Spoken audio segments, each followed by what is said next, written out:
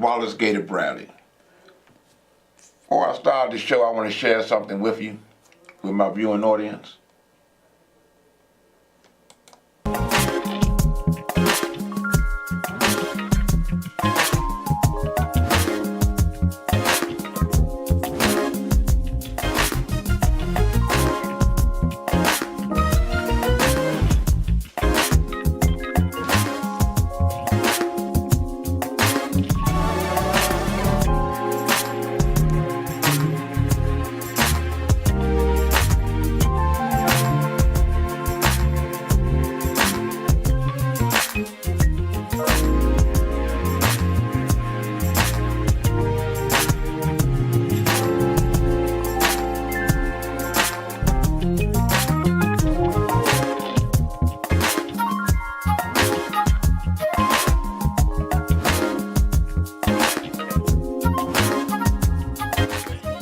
So I'm Juliana Stratton. I'm the running mate to J.B. Pritzker. I'm the candidate for Lieutenant Governor. And we're here today just really excited about being at the Bud Biliken Parade right here in Bronzeville, which is where I live. We're just thrilled because we know that the Bud Biliken Parade has a tradition of lifting up young people, celebrating the time of the year when we get back to school. We just encourage all young people to be prepared, ready to work hard, because you all are going to take us to the next level. So we need all young people to be back in school, ready to go. And we're going to go to Springfield and fight for you. Make sure we've got the best education we can provide. State of Illinois ought to be number 1, not number 50 in the United States. So we're on your side.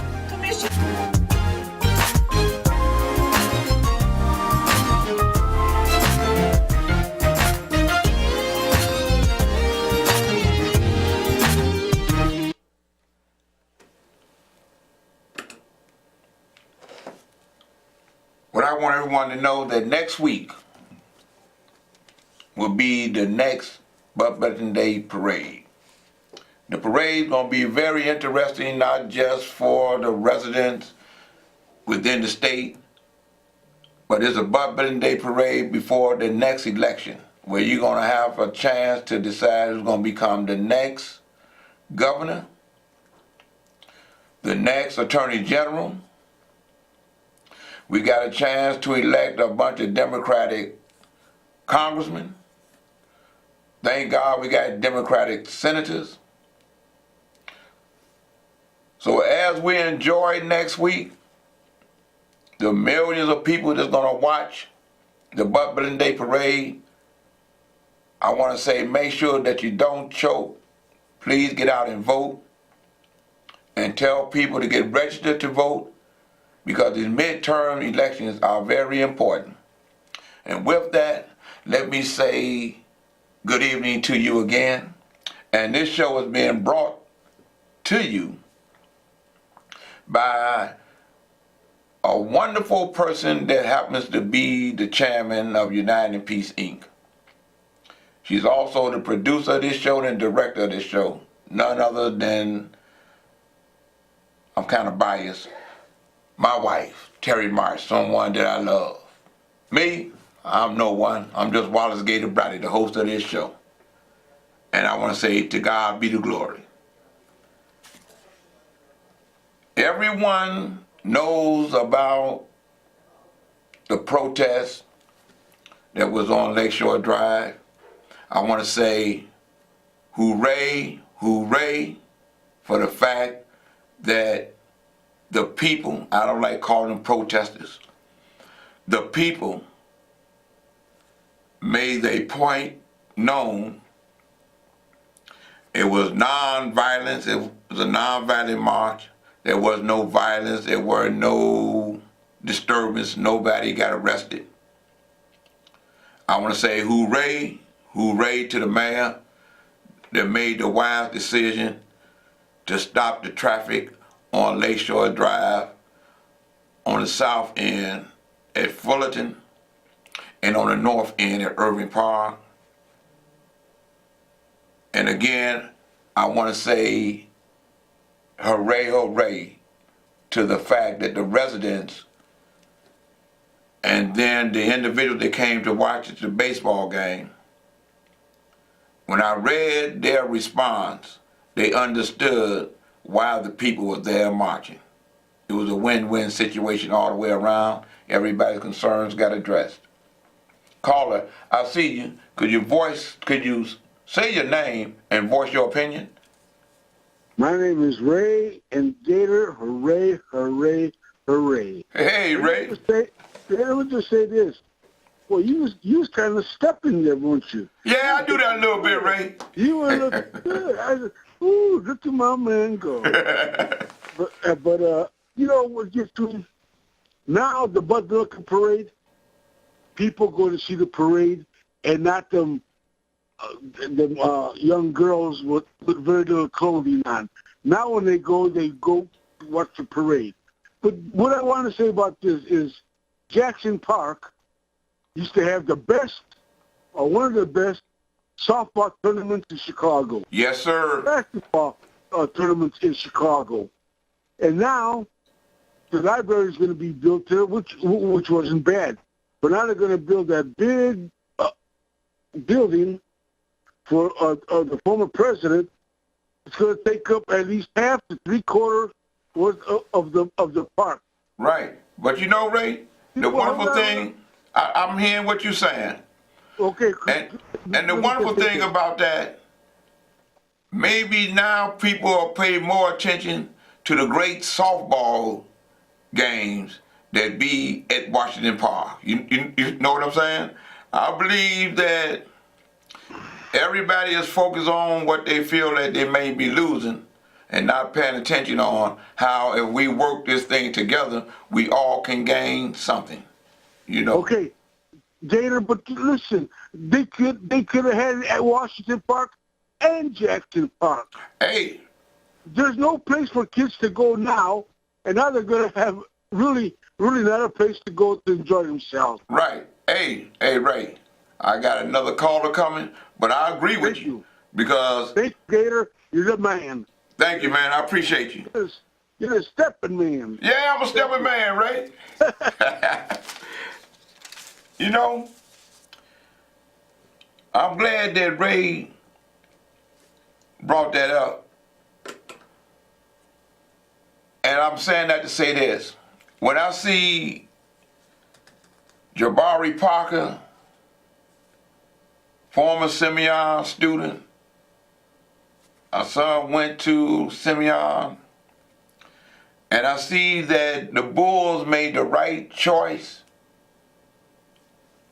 by bringing Jabari to Chicago, and in a funny kind of way, even though he was in Milwaukee, he stayed east on 94. He stayed in Chicago when he could. I'm glad he's back.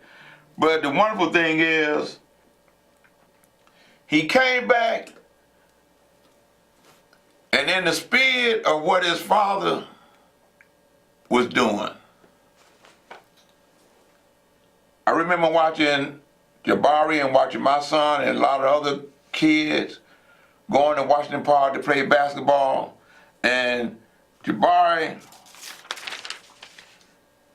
had a 2-day camp. And he reached out and got other guys who are basketball players who his father had at that camp. And what was so wonderful about the camp that his father had, all us brothers, fathers, would go to this camp from every spectrum of life. Be you a former gang member, an ex-felon, a judge, a FBI guy, a police superintendent, whatever it is, all our children was there in a safe environment to play. So I want to say hooray, hooray for Jabari being in Chicago and carrying on the legacy of his dad. Caller, I'll see you. Could you state your name and voice your opinion, please? Yeah, this is James. Okay. Hey, James. Okay, like when you said about people can come role model. Now, I look at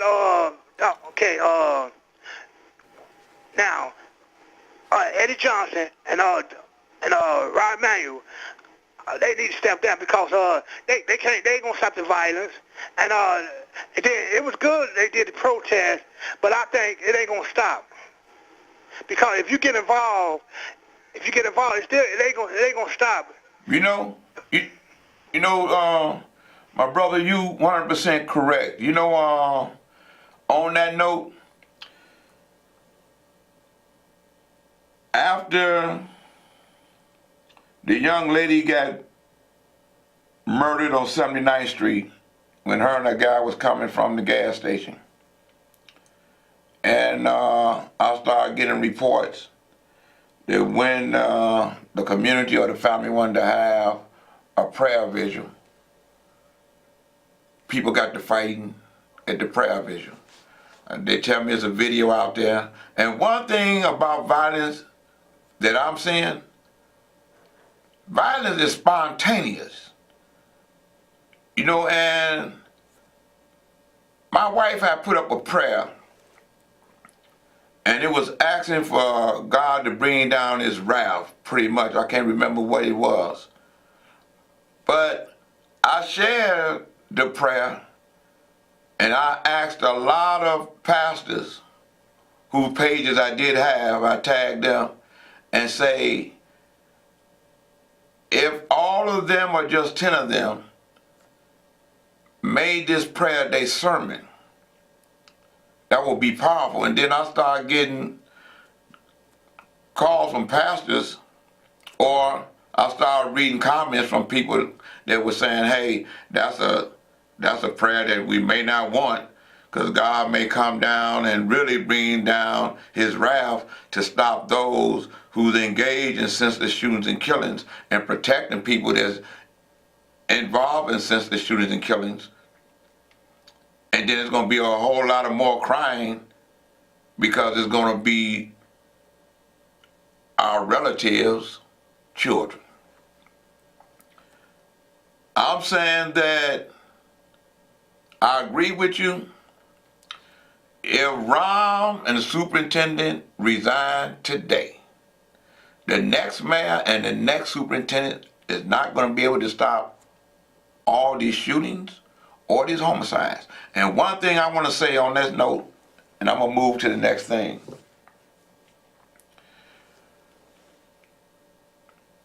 It's at the mercy of God that there hasn't been more deaths, because there's surely been a whole lot of shootings. And the reason the rate was so high last year is because a lot of the people who were shot, a lot of them didn't survive. So we got to thank God that a lot of individuals who were shot didn't die, and then pray that he can put it in the individual's mind before they grab them pistols. Scratch your head and think, do you really want to do this?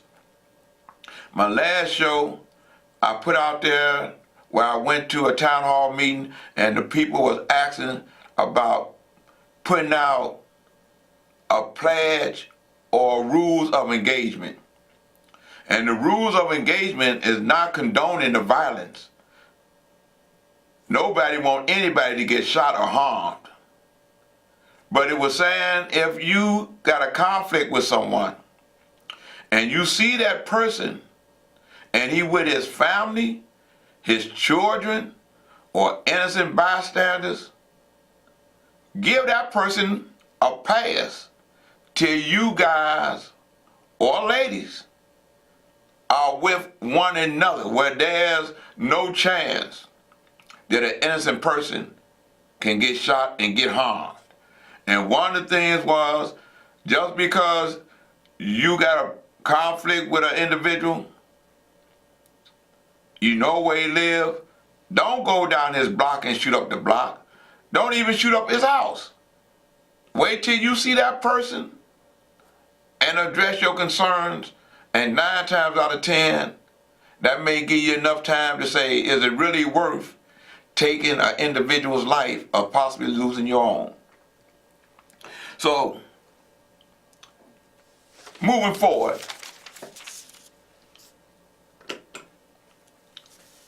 we talking about the police decree. And one of the sticking points is, the question is, should the cops report whenever they point their guns at someone?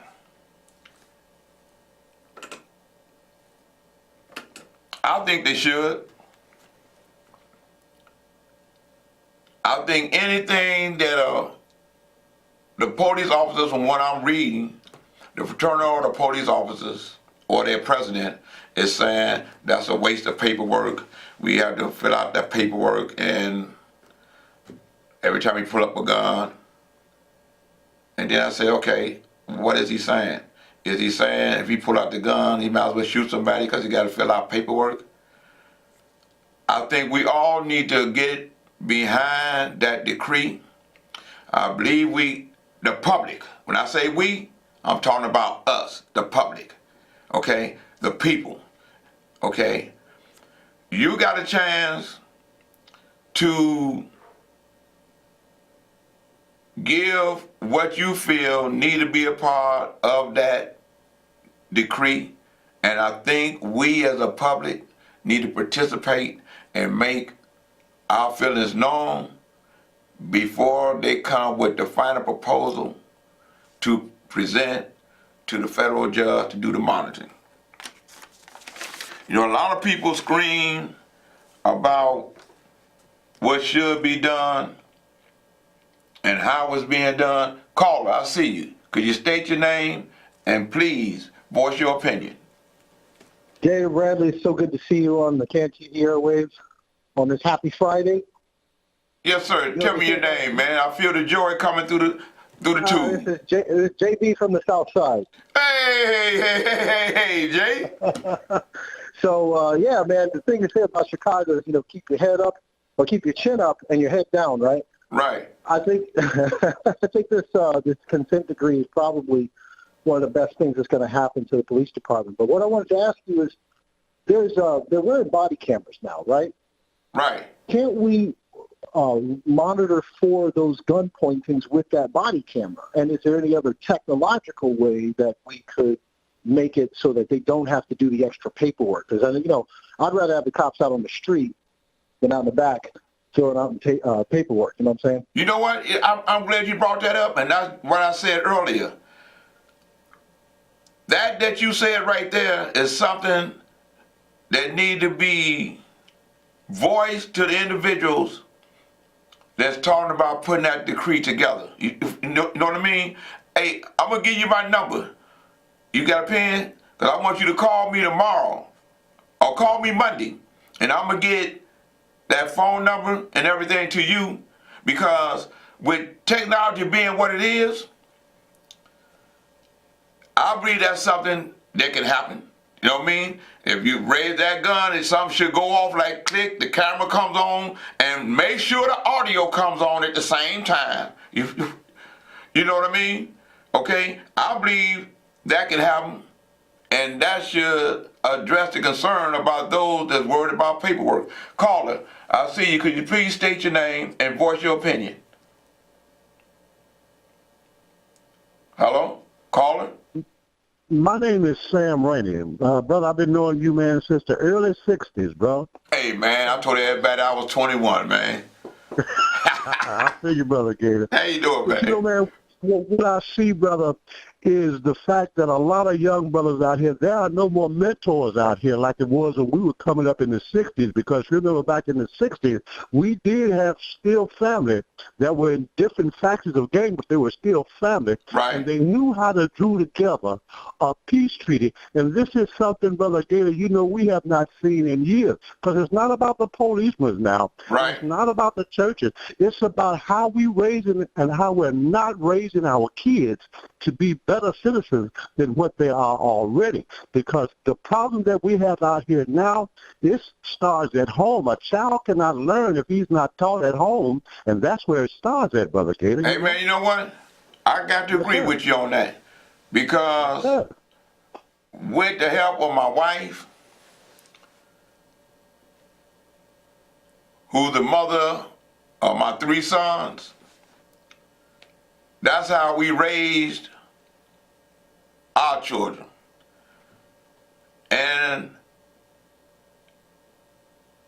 it was a thing called a blueprint that Larry Hoover and them had put out to stop individuals from going to a negative. Okay? Letting it be known that it's important that you go to school, get an education. You follow what I'm saying? Okay? So I became the role model to my children, inclusive of my daughter. You know what I mean? And it was, I don't want you to be like me. I got my GED in the penitentiary. So education is powerful and key. Okay, you heard about what I used to do, how I ended up in the penitentiary. I want you to see me. Hey, I see my son just came in here. Hey, send him in there. Hey, my youngest son, Leviticus Bradley. You know, my other son, Card, is out there. Card out there? Hey, come on in here right quick, man. What's up? Yeah, pull up your seat, man. Put your neighbor right there. All right, cool. What's up? That's my son Leviticus. Come on over here, man. Good job. Yeah. Can you see? Yeah, for sure. That's perfect. That's my other son, Card. Y'all know Carmiel. He's been on the show before.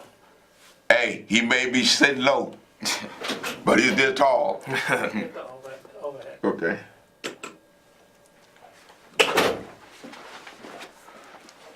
You know, one of the things, we were just talking about the march over around Wrigley Field, and I gave him a hooray. And then I'm talking with, move in some kind, there you go. I'm talking with a gentleman about the raising of our children as being a part of the solution to senseless violence. And I agree with him. A lot of people didn't even know that I was a parent. They just knew me as just ex-criminal, former gang enforcer, troublemaker. And then when I told them that, hey, I'm an ex-felon, I got a pardon from the governor, I help elect individuals, and they say the solution is good parenting. And I look at them, and then I raise my hand, and they say, Gator, you a parent? I said, of course. Okay. These are the fruits of our labor. This Leviticus Bradley, that's Carmiel Bradley. He got his master's degree. He working on a degree to be a master. And I'm just a master of my fate because of the chairman of United Peace, and that's Terry Marsh. Hey, Terry, come in for 1 minute so they can see, they think you don't exist. You know, they think you don't exist. Come on here right quick. This is what we're going to do before we close this out. I think I'll be here for just a second. Just a sec. You stand behind your right there. Yeah. You know? That just squeaks in. Hold Yes. Hey, we're all here. Hey, now everybody knows that she do exist. I wouldn't pull in your leg, you know. With that, I want to say, You can go. what I say all the time, I love you. And hey, y'all can go, but don't go, because we're going to go together. For sure, My man, for sure. appreciate y'all. Okay, we can say no first. Did you want to say something, man? You want to say something? No, man, I'm good. I'm blessed. I can't complain. You blessed, my man. Blessed and highly favored. All right. Appreciate you, man. You got it, no problem. I want to say there's so much that we can do if we just make the decision to do. And those marches, people say those marches don't mean anything. Those marches is bringing attention to the problem that affects Chicago. North side, west side, east side, south side. We want Chicago, okay? And when I see that the people that live up north around Wrigleyville, when the people came to march along Lakeshore Drive and go to Wrigley Field, the people in those communities, they weren't upset. They were saying that they was feeling the pain, and they knew that there was a difference. But I'm gonna share with you what the real difference is up north and the difference between the south side and the west side. Those up north report the crime. They see an individual commit a shooting, they gonna show the video if they have to come on their balcony. And they gonna stand there so you can see who they are. I believe if those on the west side and the south side report individuals that's involved in senseless shootings and killings of women and children and other innocent individuals, that'll make a difference. It'll be less pain within our community. It'll be enough time for us to think about building within our community. When we read the papers, 4 people get shot on the west side, 3 of them are children. That's a problem. When we can't have a prayer vigil without violence, that's a problem. When we can't have a funeral and a funeral procession on the way to the graveyard without violence and shooting, that's a problem. But it's a bigger problem when we know who the individuals are that's doing the shooting. And we don't do anything about it. That become our problem. With that, I want to say, to God be the glory. Don't choke, vote. And be at Bud Biliken Parade next Sunday. I just showed you that I was there last year. And now that Barack Obama then joined me in endorsing J.B. Pritzker, vote for J.B. Don't make a mistake. I got to wrap it up. To God be the glory. See you next Sunday at the Bud.